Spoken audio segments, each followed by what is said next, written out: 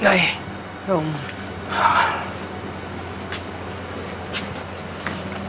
Ay, naku, Rom. Pagpasensyahan mo na si Emma, ha?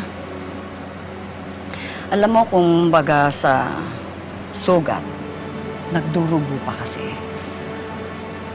At masasakit pa rin ang mga maririnig mo sa kanya. Nay, naiintindihan ko naman at tanggap ko naman lahat ng galit niya sa akin. Tsaka alam ko naman din nung mahihirapan ako sa pagdadaanan ko para maging mabuti kami ulit. Sana lang huwag kang mawala ng pasensya, anak. Kasi matatagalan pa para maghilom ang mga sugat na ginawa mo sa kanya. Pero ang importante doon, bumabalik ka, nandito ka. Bumabalik ka sa anak ko at magbabago ka. Nay, huwag lang ko sana siyang kakainin ng galit niya. Huwag kang mag-alala doon. Akong bahala doon. Andito ko para damayan at payuhan ang anak ko. Nay, nagpapasalamat nga ako sa inyo. Rom, alam kong mahal mo pa rin ang anak ko si Emma. Oo. Ha? At willing ka talagang magbago. Oo. Yun ang kaibahan yun ng tatay niya eh. Yung tatay niya talagang likas na walang hiya. Kaya, maniniwala ako na malalampasan ninyo ni Emma ang lahat ng ito. Huwag ka mag-alala. Salamat ho, Nay. Salamat po. Sige. Kawang ka ng Diyos. Mag-ingat ka sa pag-drive, ha? Aha. Umuwi ka, baka kung saan ka pa dumaan. Hindi lahat eh. Ha? Ilak nyo na lang ho ito. Baka marami hong hindi natin masabi. Oh, sige, anak. Sige, Nay. Oo, anak. Ingat po. Sige, oo. Okay. Ingat ka, ha? Sige, Nay. Salamat po.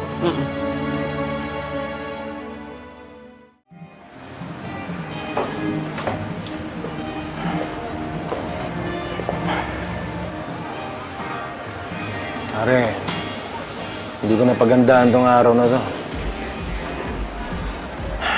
Wala siyang sumugod. Hindi ko man lang na ipagtanggol siya kay Georgia. Nablangko ka na nun. Kahit naman siguro ako, hindi ko gagawin kung nangyari sa akin yun. Pare,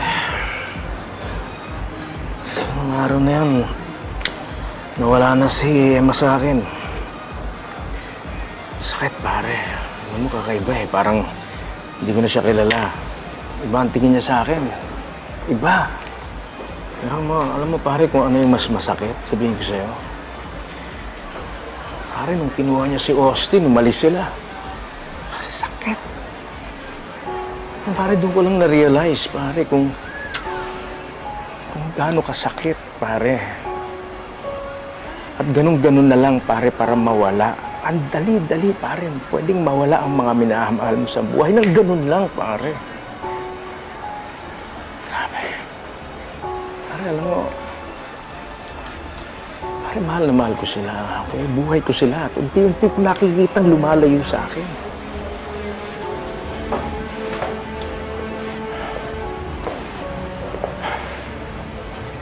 Hindi mo maisip ang lahat ng yun habang nag-enjoy ka eh. Alam mo, habang di tayo nahuhuli, patuloy lang tayo sa ginagawa natin. Hindi kaya it's a sign para magbago na tayo. Aha. Bago na tayo. Ipapakita ko kay Emma kung paano ako magbago. Ano naman yung isa? Si Georgia. Pare, si Emma lang naman talaga eh. Lalihis lang ako. Wala yun.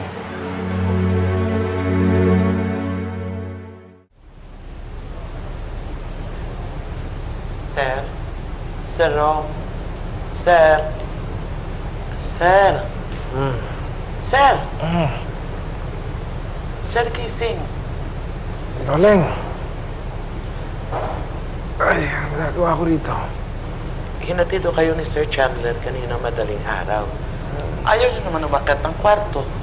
Lasing na lasing po kayo, sir. Gusto niyo ng kape? Sir? Yes, darling. Kape, sir? Yes, please, please. Okay.